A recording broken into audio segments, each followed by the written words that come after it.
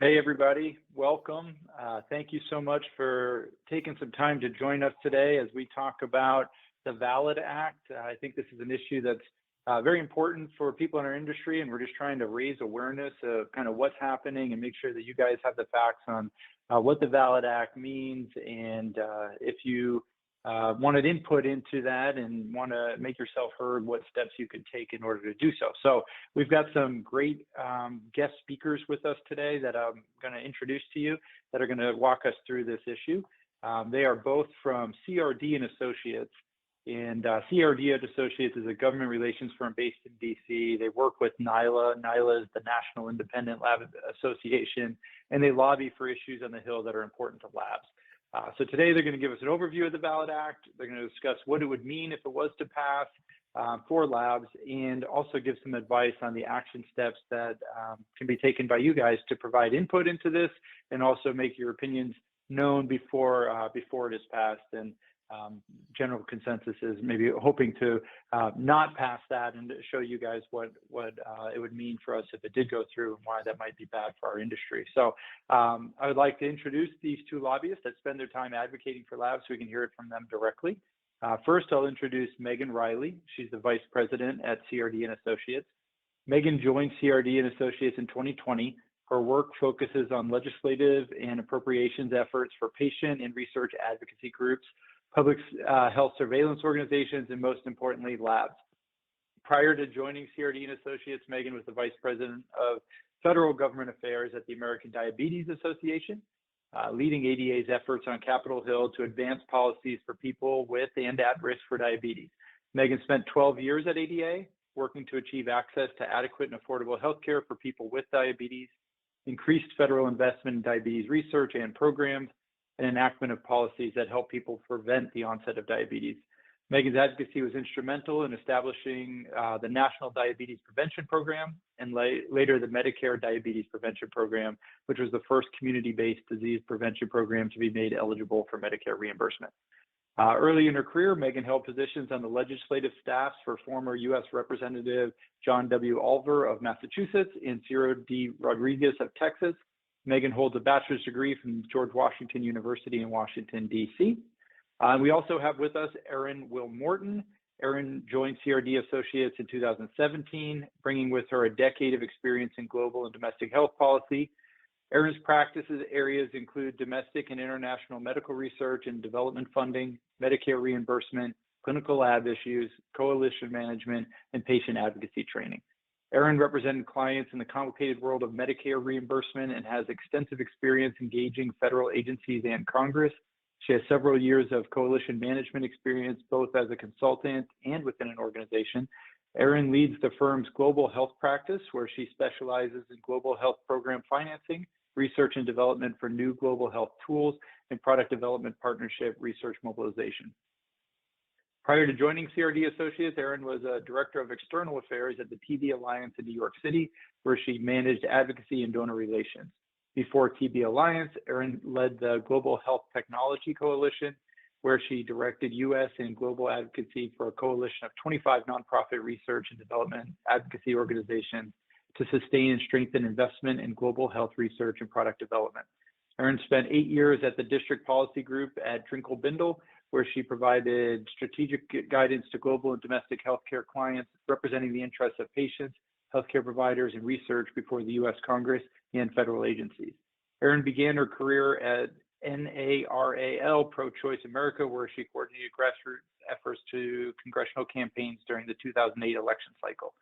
She holds a master's degree in American government from the Johns Hopkins University and a bachelor's in political science from Dickinson College.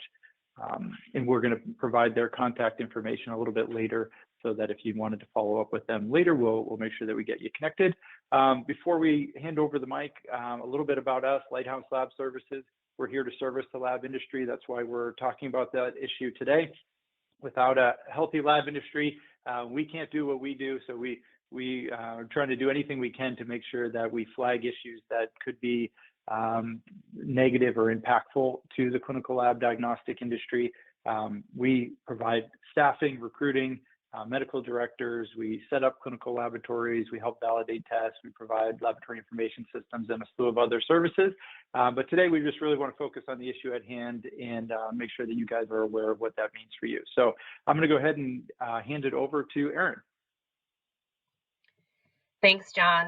Thanks for having us today to talk more about the VALID Act. As John mentioned, Meg and I both work with NILA, and we've been engaged through our work with NILA. Well, NILA's been engaged in the VALID Act issues since about 2014.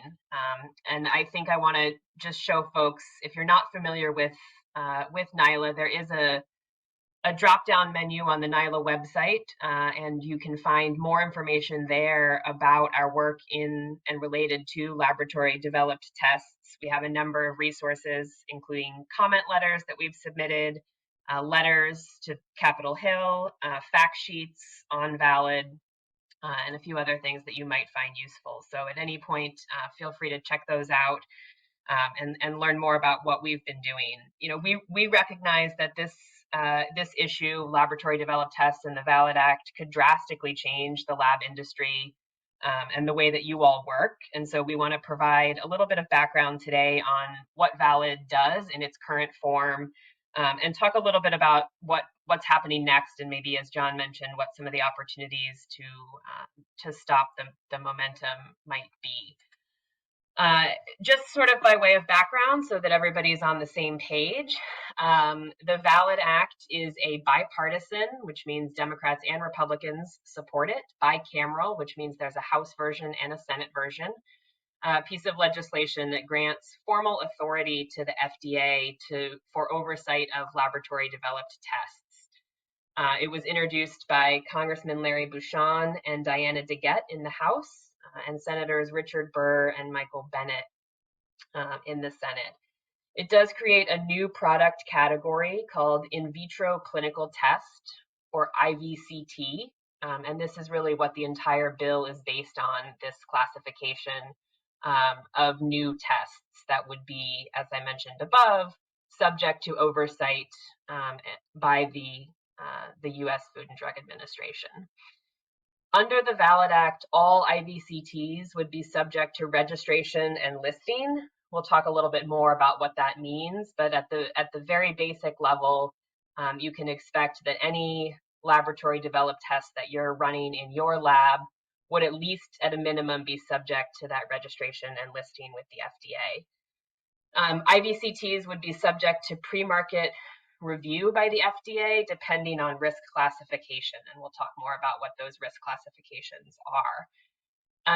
The bill does allow for developers to apply for what's called a technology certification, which is eligible for non-high risk tests, and we'll get into a little bit more what that technology certification looks like and what the opportunities might be for your lab. But let's first talk a little bit about the risk classifications. So the entire bill is based on these three categories of risk for IVCTs.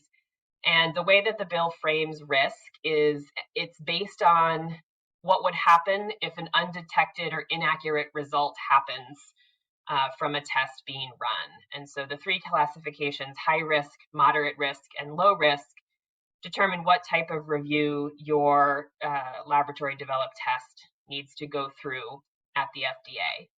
If it's high risk, this means that it presents a substantial likelihood of serious, irreversible harm or death to a patient or harm to public health. These types of tests, if they would be established as high risk by the FDA, would be subject to pre-market review, which is the highest level of scrutiny outlined in the legislation. Tests that are considered moderate risk. So this is actually a recently added category.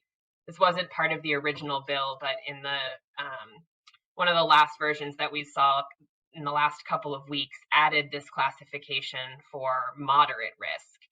And it's a little bit complex, as you can see from the language on the slide, but it is the tests that are classified as moderate risks would be subject to an abbreviated pre-market review. So still going through pre-market review, but less onerous than pre-market review for high-risk tests. And to be a moderate risk test, there are sort of two different classifications that you could fall into. One is that it may have mitigating measures in place, but it can't actually be categorized as low risk. That's the first way that a test could be classified, as moderate risk.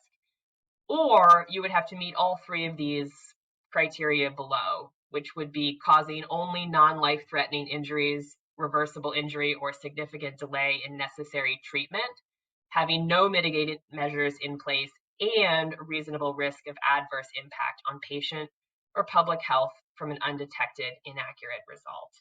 And just by reading through these, you can see these risk classifications are complicated. They're not necessarily easy to understand on face value about how a test might be categorized. And so there'll be a lot of back and forth in the regulatory process, further defining these classifications and hopefully making them easier to understand for labs as you all think about where your tests might fall. And then finally, a low risk test is any test that would cause minimal or immediately reversible harm in the event of an inaccurate test result. Or it could be rendered low risk through mitigating measures, which would be in place up front. Low risk tests are not subject to pre-market review. They would only be subject to that registration and listing that I mentioned previously. So let's talk a little bit about some of the other requirements and components of the VALID Act. There's more to it than just those risk classifications, which is important for folks to understand. So I'm going to go through each of these different types of requirements or specifications on this slide. And if you have questions, we can talk more about those at the end, but I'll go into some detail here. So grandfathered tests. These are any tests, any laboratory developed tests or IVCTs that are offered before the bill is enacted. So Meg will talk a little bit more about the process and when the bill could potentially become law. But whenever it's passed, signed into law by the president, that would be the date of enactment. And that would be when tests prior to that date would be considered grandfathered. Transitional tests are IVCTs that are offered between that date of enactment and the effective date of the legislation. So between rulemaking and public meetings and other implementation processes, the effective date is not until October 1st, 2027. So it's 5 years after the likely date of signing that the bill would actually, that all of the provisions within the bill would actually go into effect. So if you have a laboratory developed test that's developed between the time of implementation or of enactment and that implementation effective date of October 1st, you would be considered a transitional test. Those tests can remain on the market during that transitional time, pending submission of their timely marketing applications. Pre-market review, so this is what we talked about on the previous slide. This is the highest level of scrutiny for laboratory developed tests. All high-risk IVCTs would be required to undergo pre-market review. This would require the developer to submit a variety of information about the test, including its intended use, performance and function characteristics, risk assessment, proposed labeling guidelines, evidence to support clinical and analytical validity of the test. IVCT developers are permitted to modify approved tests without submitting a new pre-market application, so long as those modifications do not change the clinical or analytical validity or the intended use or safety of the test. So that's an important distinction. Once the test goes through that pre-market review, those are the options for any changes to that LDT that are made within the lab. Technology certification is an interesting requirement or category that I want to focus on for a minute. So this is an option for developers to submit or require or request from FDA certification for a type of technology. So this permits non-high risk IVCTs that would be similar in design, development, manufacturing, and clinical and analytical validity to avoid pre-market reviews through this technology certification. So you could obtain marketing authorization by submitting a representative test along with assessment methods and procedures for test development, validation, and maintenance. Registration, listing, and labeling. So this is at the very basic level, as I mentioned before, all tests would be subject to registration and listing.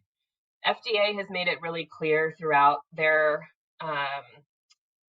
throughout this process and in their weighing in on their opinions about valid, that it's really important for them to have an understanding of what's out there by way of LDTs, what's on the market right now, what are labs using that are laboratory developed tests, and what's being offered to patients. So they see this registration and listing as a real priority so that they can get a full understanding of what's on the market currently.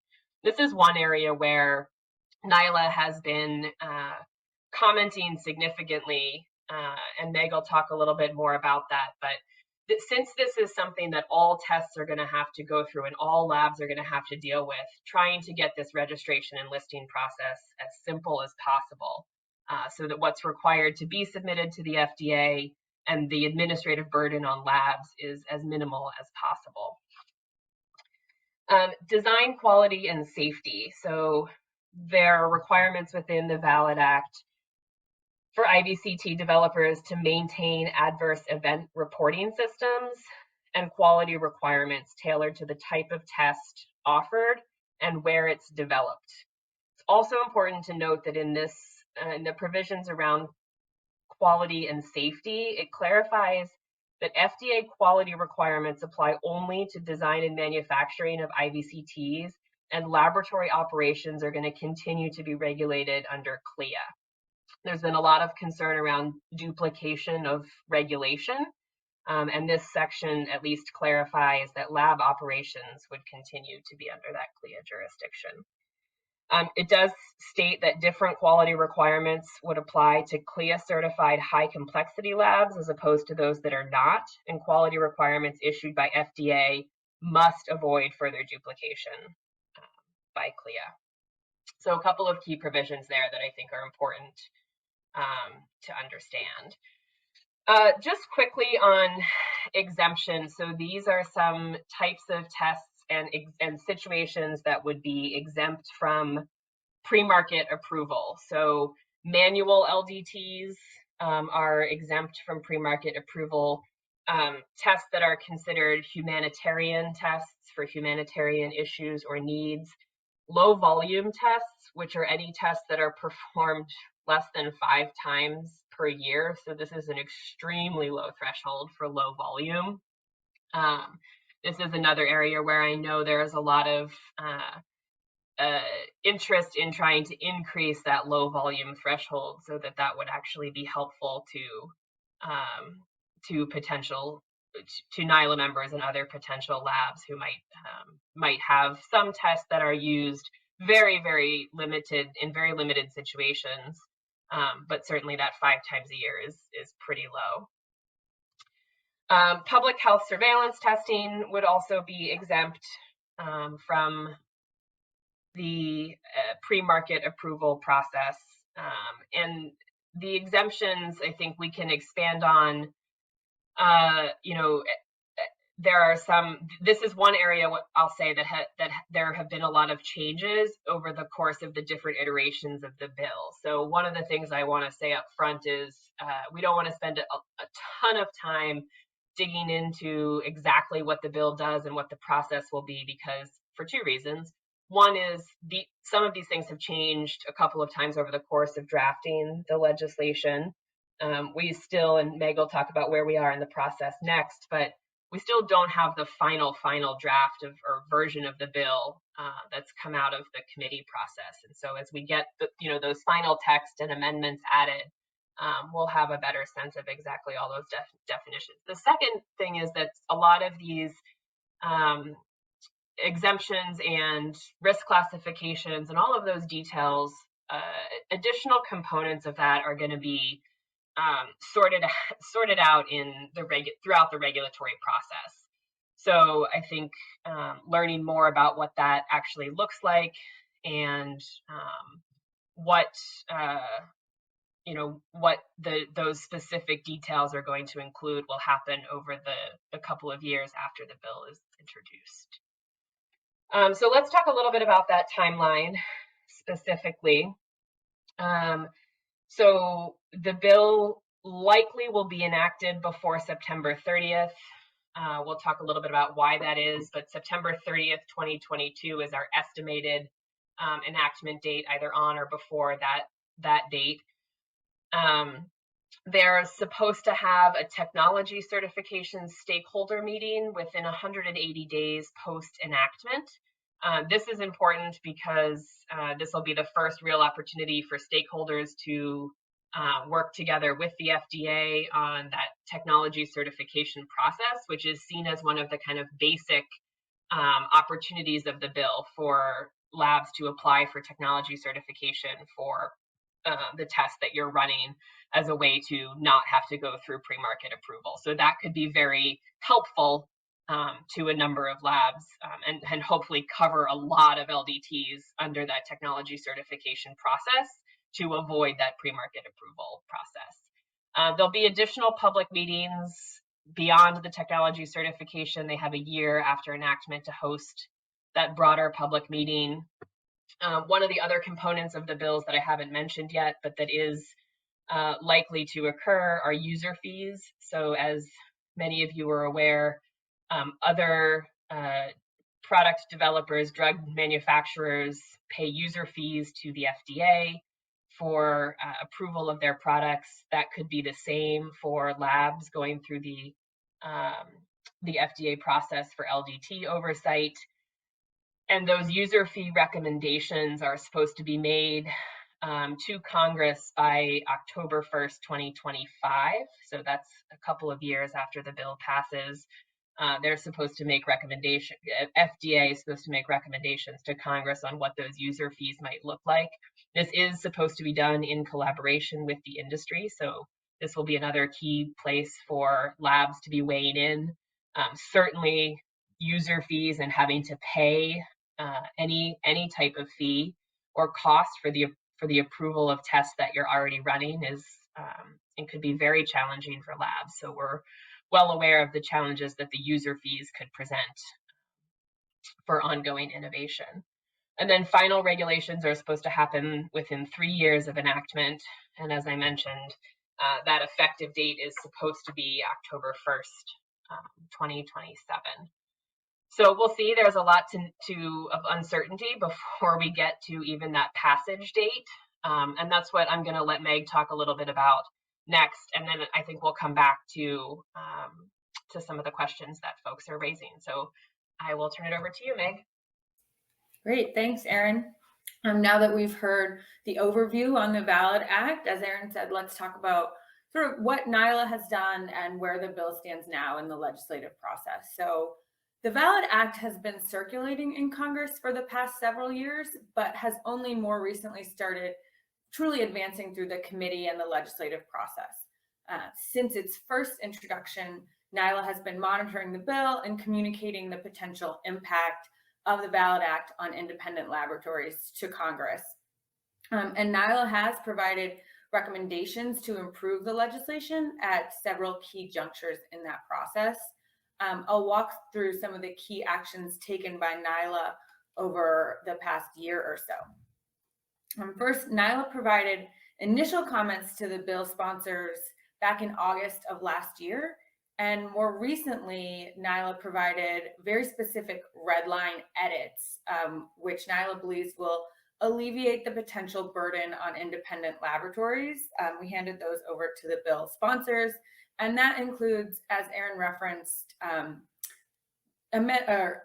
modifications that we think would minimize the registration and listing requirements for labs or mitigate them, such as suggesting that a lab's test menu on its public-facing website could be sufficient to meet some of those requirements. Then we have had conversations and meetings with key offices on the Hill, including committee staff, the committees with jurisdiction over this issue, and with the bill's individual sponsors to try and incorporate our input as the process moves along. NILA signed a letter with other laboratory stakeholder groups, and that letter asked that the VALID Act be removed from this broader legislative debate on FDA user fees and instead given the full legislative attention on its own, including hearings, committee markups, so that amendments could be made that would improve the legislation. And we'll talk a little bit more about the interplay between FDA user fee legislation and the VALID Act as we go on. Throughout this time, NILA's membership has also been communicating with their own federal legislators in a grassroots way to share how VALID would impact their laboratories and their communities and to share NILA's overarching comments. And that's an opportunity that we'll share as well, how your laboratories can engage in that grassroots process. In recent months, NILA joined a group of similarly minded other laboratory organizations for some joint meetings on Capitol Hill to demonstrate with a united voice how the VALID Act could potentially harm laboratories. A really important effort on Capitol Hill is to try and unite organizations with kind of one voice and one mind to demonstrate that there's some universal concern over this legislation. And most recently, as the Senate Health, Education, Labor, and Pensions, or the HELP Committee, introduced a discussion draft of the FDA Safety and Landmark Advancements Act, which included the VALID Act. NILA provided additional redline edits and comments on the bill.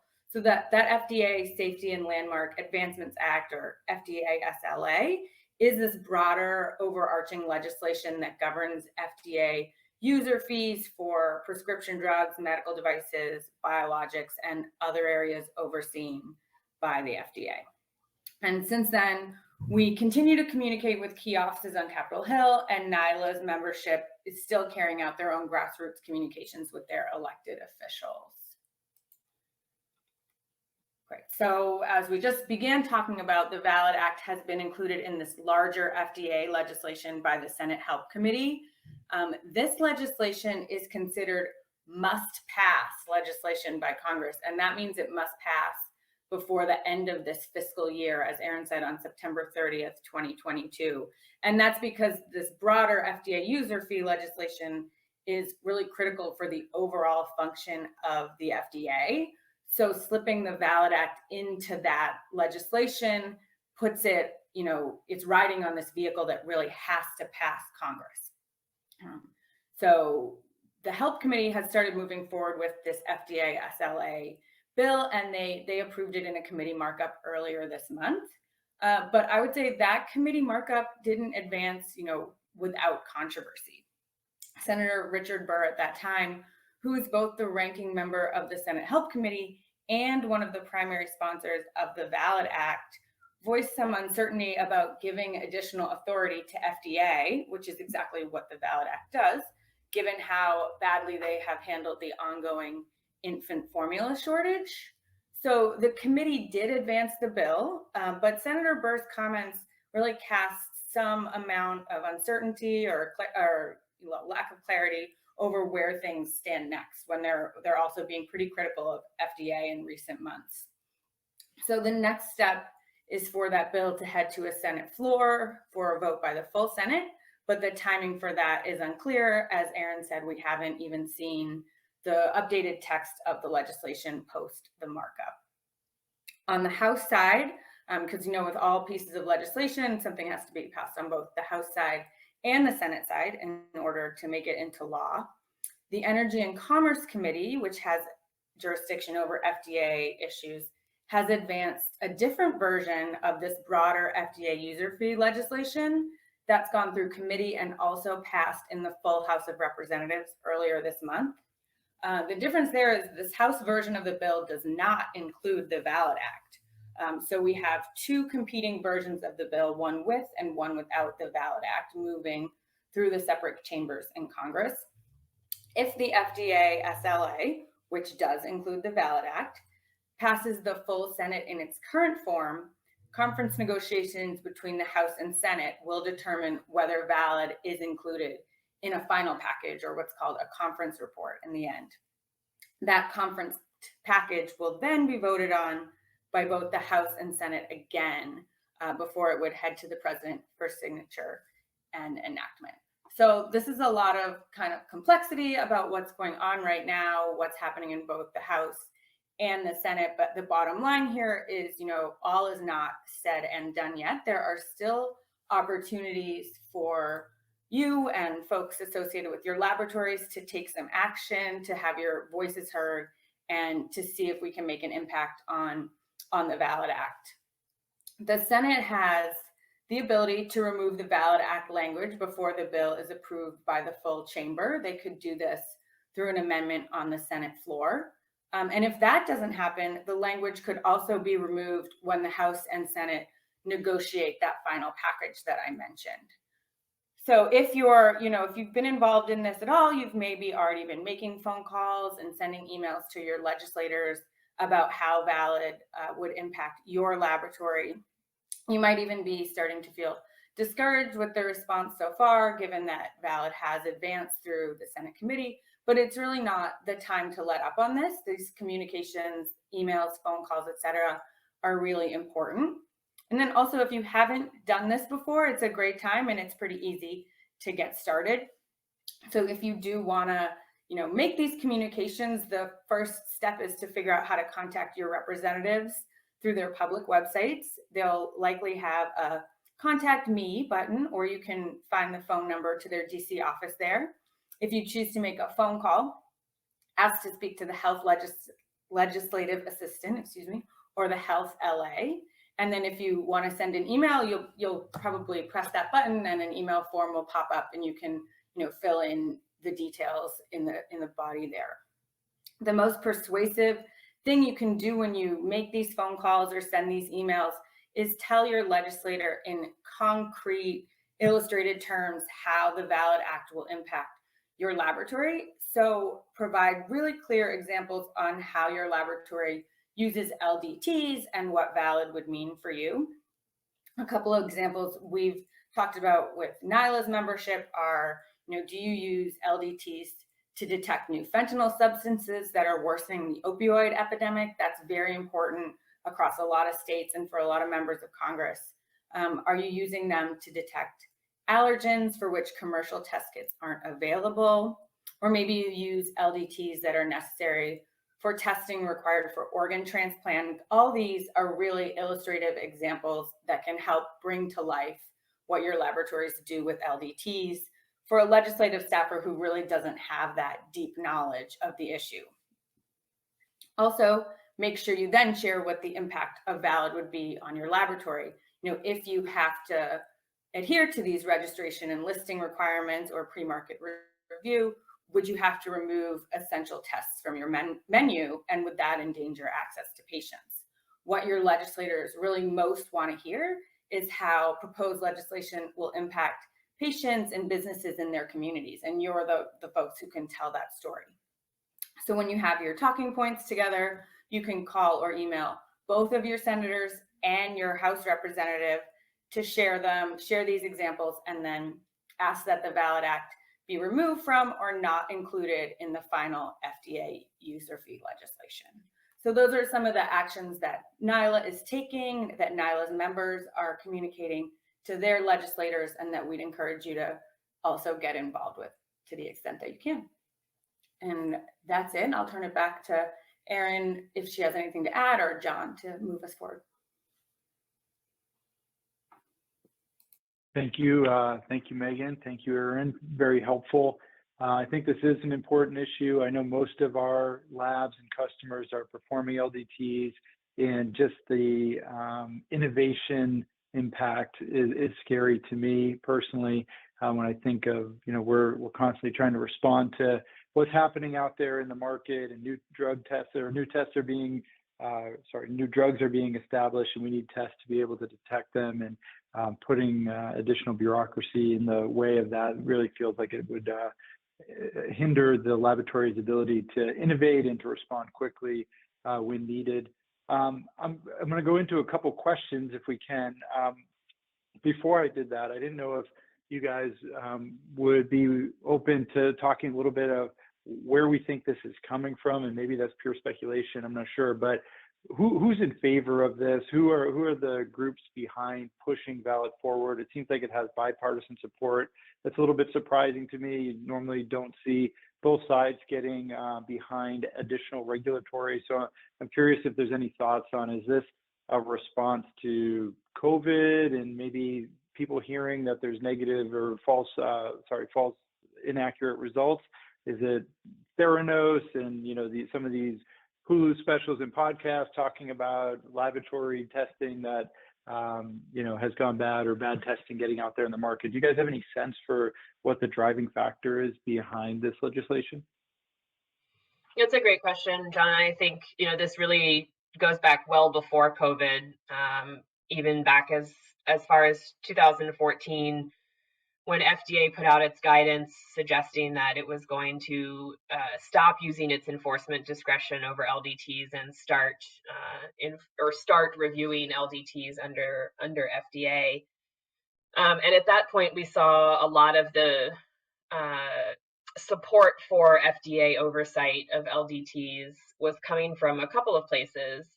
One, you know, the manufacturers, large manufacturers were supportive of this. So AdvaMed has been supportive of this approach. I think we've also seen support come from the patient advocacy community. You know, patients see FDA in a lot of ways as the gold standard for oversight for medical products and healthcare products and drugs.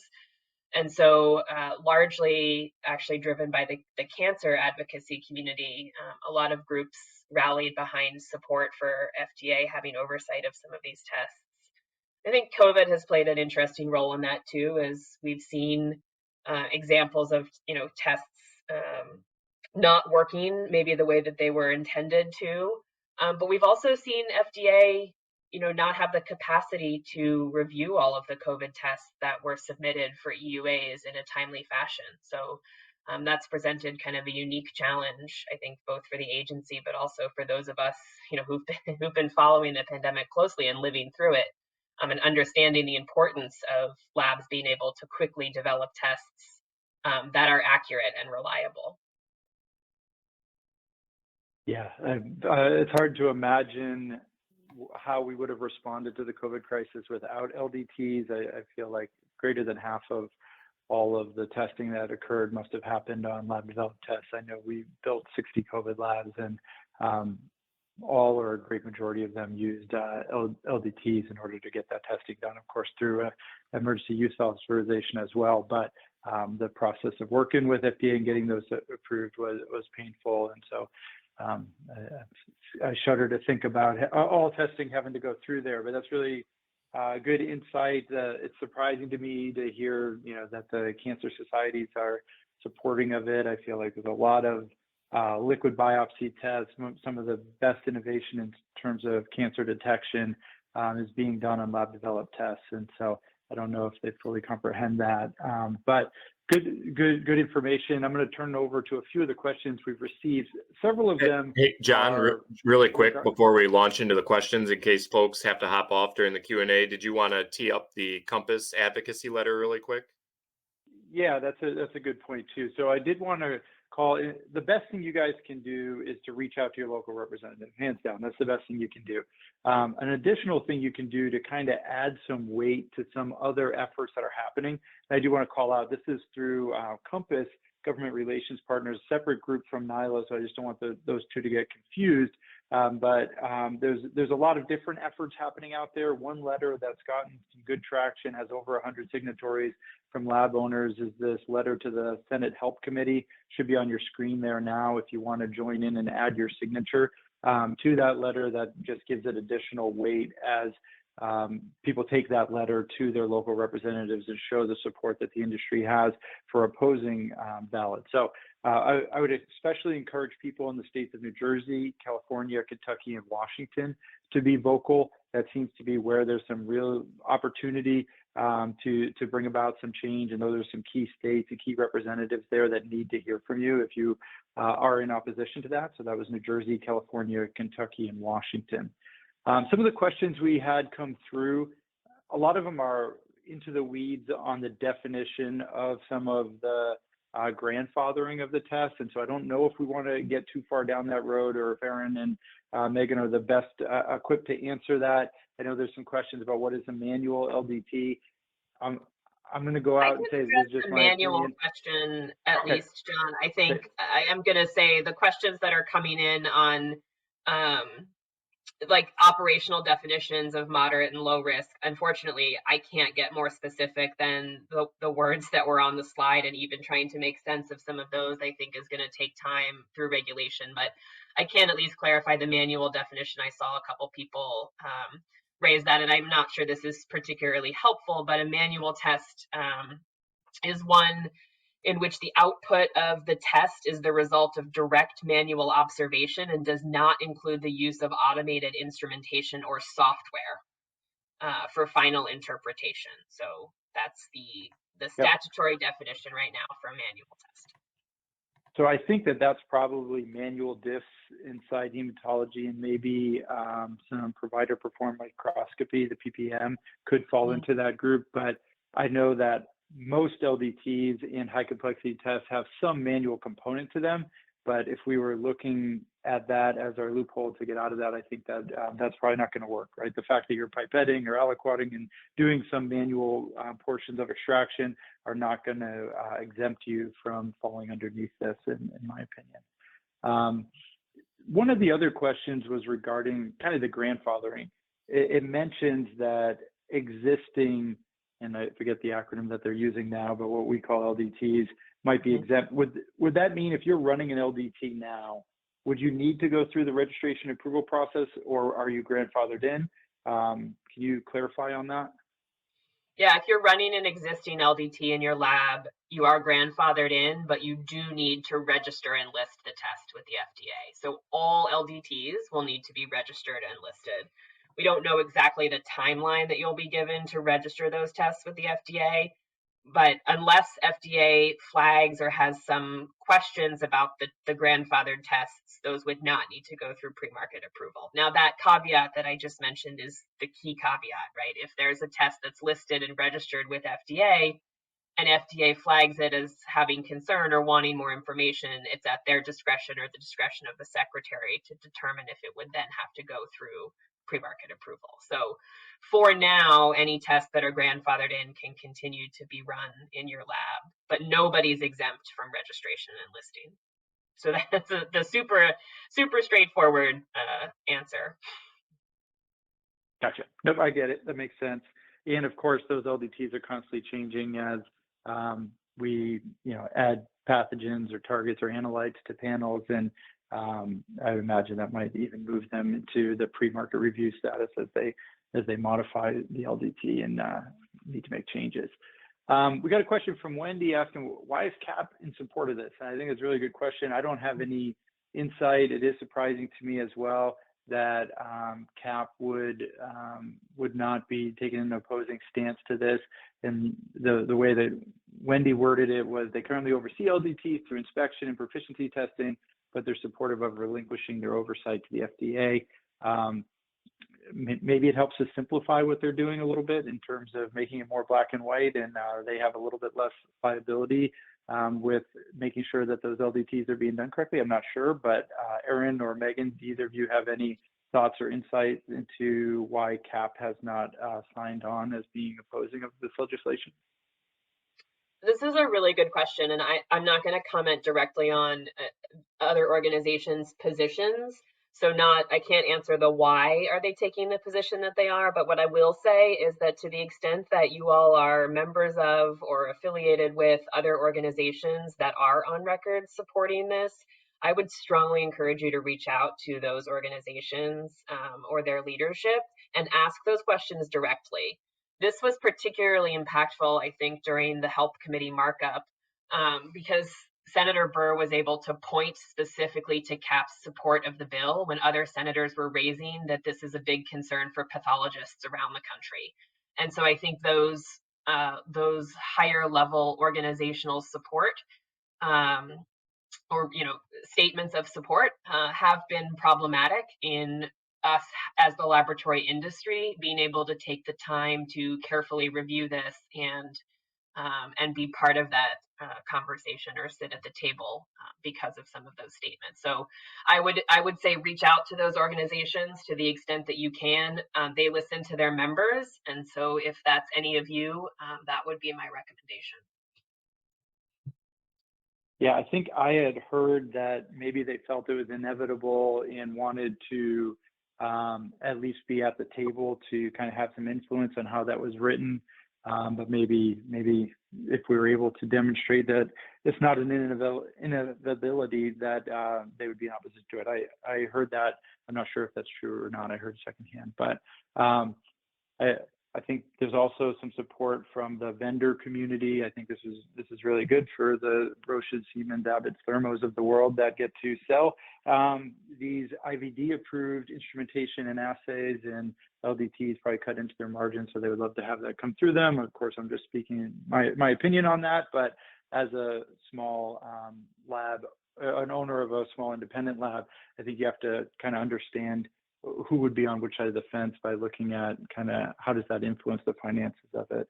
And then you have Senator Burr in support of this, who sits in LabCorp's backyard, and I think LabCorp has also been in support of this because it helps to consolidate the market, in my opinion.